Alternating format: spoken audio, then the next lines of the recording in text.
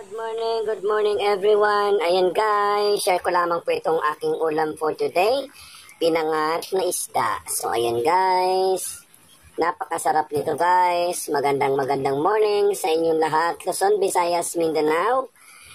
Napaka-healthy foods nito.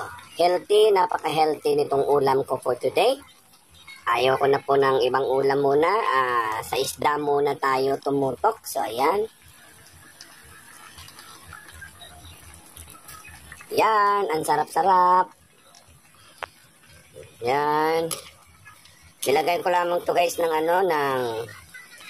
nilagyan ko siya ng kamatis, nilagyan ko siya ng sibuyas, pampasarap, asin, ayan.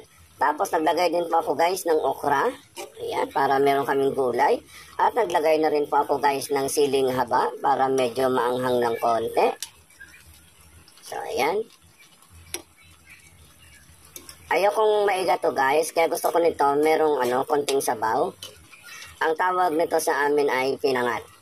Yan. Pinangat na isda.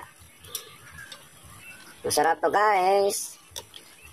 Lutuin nyo to guys sa inyong bahay para iwas kayo sa mga kolesterol. Yan. Mag-isda muna tayo. Yan. Araw ng linggo ngayon. Happy Sunday everyone. Yan. Enjoy lang natin ang ating mga buhay. Pasalamat sa Diyos na binigyan tayo ng buhay araw-araw. Yan. Ito na. Ito ang aking ulam for today. Salamat sa inyong mga panonood ng aking video guys.